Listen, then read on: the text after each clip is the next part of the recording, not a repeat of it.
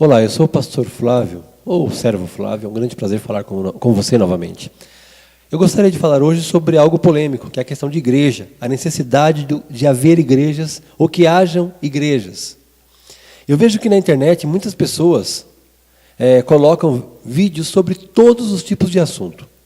Por exemplo, o pessoal questiona sobre a questão da violência, né? Mostra muita briga, muita morte, questões sensuais. Você tem vídeo de todo gênero na internet.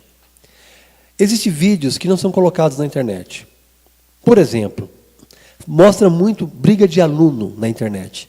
Mostra muito, às vezes, quando um professor grita numa sala de aula, o aluno filma ali com o celular, ainda que seja proibido o uso de celular em sala de aula, ninguém questiona por que o aluno está filmando se não pode. Mas ninguém mostra o outro lado, o lado B da história. Ninguém mostra, por exemplo, que o governo do estado, aqui de São Paulo, ele mente quando ele fala sobre essa grande premiação que existe para o professor. Ele mente quando ele fala sobre a questão desses bônus salariais aí que chegam a 17 mil. São valores altos que eu já vi nos anúncios de televisão aí, pagos pelo governo com o nosso dinheiro. Ele mente quando ele fala que um professor ganha bem, ou que houve aumento. Imagina eu te dar um aumento de 0,0 alguma coisa que você não sabe a diferença. Um professor, para dar uma aula, ele ganha mais ou menos R$7. Sabe o que é isso? É você estar ali com um grupo de 40 pessoas e muitas vezes, muitos não estão ali para estudar. Porque a nossa legislação aqui no Brasil sabe que uma pessoa com 17 anos para baixo pode fazer tudo. Ela é livre para fazer tudo. E se ela for um estudante, está mais protegida ainda. Então, muitos vão com outros propósitos para a escola, mas tem uma carteirinha de escola. E quando a polícia pega, sabe que é um estudante, está protegido pela sociedade ou pela lei do nosso país. Então, no nosso país, um jovem de 17 anos pode matar, roubar, estuprar, cortar a cabeça, fazer o que ele quiser. A lei vai ver isso apenas como uma infração. Como você que às vezes na correria passa no farol amarelo ou no vermelho, por causa da pressa, e ganha uma multa. Isso é uma infração. Você cometeu uma infração. Eles também, porque são crianças, não têm preparação, não têm desenvolvimento psicológico ainda. Então, o nosso governo acha por bem apenas dar a eles uma medida disciplinar. Porque, na verdade, você sabe que uma vida vale como passar no farol vermelho. É a mesma coisa. Para o nosso país aqui no nosso Brasil. Mas ninguém coloca um vídeo sobre isso, sobre o que acontece dentro das escolas, dentro dos hospitais, o que acontece com o desvio de verbas, com essa questão da Copa do Imundo, a Copa do Mundo, né, que vai ter em 2014, os desvios que já estão acontecendo. Não mostram, por exemplo, que está havendo no Rio de Janeiro, como passou esses dias numa emissora na Record, casas sendo destruídas por tratores, porque estavam numa região que não combinava a estética com a do estádio que estava para ser construído lá. Isso ninguém mostra. Mas o importante, meu amado, é podermos falar mal da Igreja de Cristo. Podemos falar mal dos pastores da igreja, como se toda a igreja tivesse um ladrão ali dentro pregando a palavra, como se toda a igreja tivesse um mercenário. Você que está me ouvindo, você já foi no extremo leste de São Paulo, no extremo sul de São Paulo? Você já andou nos extremos, naquele lugar que você só vê na televisão quando tem um programa jornalístico de criminalidade, onde a polícia o matou ou foi morta? Você já foi nesses lugares? Lugares que não tem asfalto, não tem saneamento básico. Às vezes, vários fios, porque não tem eletricidade. Eles têm que fazer um gato para ter acesso ao que você e eu temos. E é nesses locais, cheios de bares, cheios de pontos de drogas, cheios de traficantes, que muitas vezes há uma pequena igreja. E neste local, com essa pequena igreja, vidas são transformadas. Nessa pequena igreja que antes poderia ter sido um bar ou um boteco, mas agora é uma igrejinha ali, uma igrejinha pentecostal, uma igrejinha evangélica, seja lá qual for o nome. Nessa pequena igreja, há transformações de vida. E muitas vezes nós não vemos isso sendo mostrado, porque a igreja, essas pequenas igrejas, elas são uma caixa de ex-drogados, ex-traficantes, ex-ladrões, ex-adúlteros, ex-bandidos, uma geração que só pensa na questão das podridões que existem. Eu não estou passando aqui como um puritano, mas você sabe como a nossa sociedade ela é suja. E como a sociedade é quando ela não existe parâmetros, quando ela não existe limites.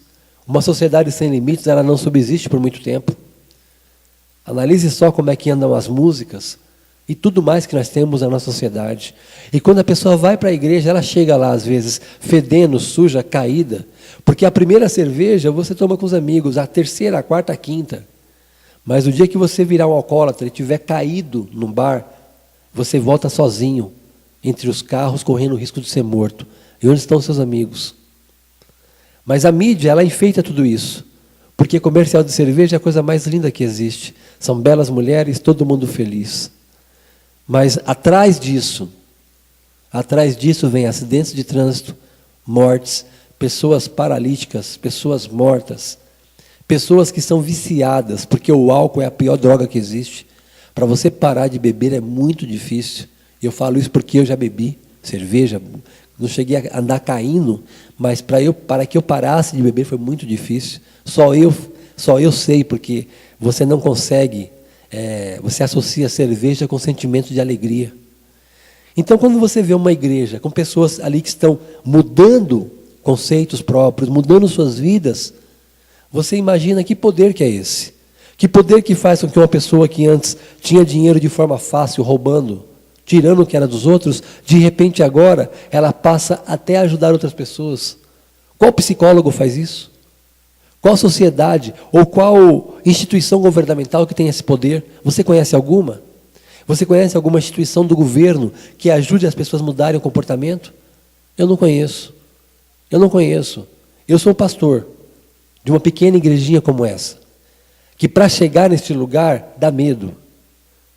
Mas eu creio que existem milhares de pastores como eu, que pregam a palavra de Deus, e muitos deles, como eu, bancam ou pagam aluguel, ou seguram ali o que pode com seu salário, para que outras pessoas tenham acesso à palavra de Deus. Porque no nosso país, um professor não fica rico. No nosso país, no nosso Brasil aqui, professor, na verdade, quem quer ser? Algumas décadas atrás, havia uma valorização da educação. Como policial, como bombeiro, que era valorizado. Hoje, quem quer ser? Chamam de coxinha. Você veja, os programas de televisão, quando passa alguma coisa ligada à escola, geralmente ou o professor é chato, ou ele é injusto, ou ele é bobo. Meus amados, você que está me assistindo, você sabe que o sistema está totalmente inverso. Há uma inversão de valores. Então, analise o que acontece do lado bom da moeda. Analise o que acontece do lado bom da coisa, onde você vê vidas sendo transformadas pelo Evangelho de Cristo. Somente o Evangelho de Jesus, o ensinamento, as boas novas, pode mudar vidas. Um pastor humano, simplesmente por ele, não mudaria nada. Porque ele mesmo é homem cheio de falhas. Mas o nome de Cristo, e este livro aqui, ele tem um grande poder, a Bíblia Sagrada. Então, analise comigo, por que tem que haver igrejas? Porque a palavra de Deus diz que nos últimos tempos, o Espírito do Senhor seria derramado em todos os lugares. Agora, para quem? Para quem são as igrejas? Para os doentes. Porque Jesus não veio buscar os sãos. Os sãos não precisam de médicos. Mas os doentes, como eu, talvez como você, e como muitas pessoas, precisam de algo muito mais do que tecnologia, do que estética, do que questões, sabe, financeiras ali. Ah, eu sou isso, eu sou aquilo, eu investi nisso. É algo que só aqueles que não têm nada, podem entender o que é o Evangelho de Cristo. Porque quando você não tem nada, e você descobre que além de você estar na margem da sociedade, de você não ter valor nenhum para a sociedade, você não é contado como nada. Quando você descobre que existe um Deus que amou você de tal forma, que mandou Jesus, o Filho dele, para que, se você crer nesse Jesus, e ser batizado, receber o Espírito Santo, ter mudança de vida, e aí você vai começar a entender as coisas espirituais. É como diz no livro de 1 Coríntios capítulo 1, versículo 26. Irmãos, reparai, pois, na vossa vocação, visto que não foram chamados muitos sábios segundo a carne, nem muitos poderosos, nem muitos de nobre nascimento. Pelo contrário, Deus escolheu as coisas loucas do mundo para envergonhar os sábios, e escolheu as coisas fracas do mundo para envergonhar as fortes. E Deus escolheu as coisas humildes do mundo, e as desprezadas, e aquelas que nada são, para reduzir a nada as que são, a fim de que ninguém se vanglorie na presença de Deus. Olha o apóstolo Paulo, um homem sábio da época, falava mais de 4 idiomas. Mas quando ele teve encontro com Jesus, a vida dele transformou, mudou o foco. Porque analise a tua riqueza, o teu dinheiro, o que você acha que você é.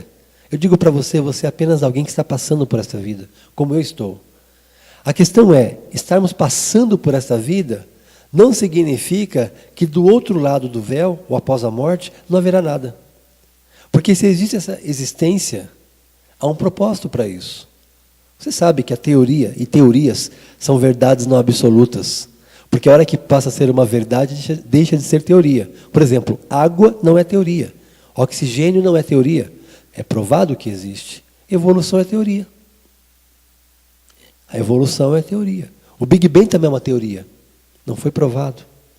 E você crê mais em teorias do que naquilo que teu espírito muitas vezes clama, que há um Deus e que você é filho de um Deus? Eu creio que, pelo que eu disse, dá para entender agora por que existem tantas igrejinhas espalhadas por vários lugares. Eu sei que tem pastores que não valem nada. Existem homens que pregam a palavra de Deus por causa do dinheiro. Mas analise você mesmo. Todos os teus vizinhos são honestos? Todos os políticos do Brasil são honestos? O ser humano, ele é falho. E tem uns que gostam da falha, gostam do dinheiro. Em todas as áreas. Mas deixa para que isto, Jesus Cristo, quando voltar, ele vai julgar. Afinal, a grande igreja, ela é um bom exemplo de falhas. Mas está aí até hoje. E muitas pessoas ainda se casam nela e acreditam nela, mesmo com todos os escândalos. Jesus Cristo vai julgar. Mas creia, Jesus é o Filho do homem, ele veio para que nós tenhamos vida e vida em abundância. Deixe os pobres ter também.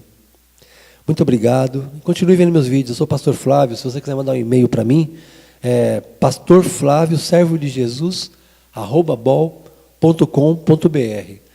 Uma coisa também, eu sou contra o dízimo e contra essa ganância que existe pelo dinheiro nas igrejas.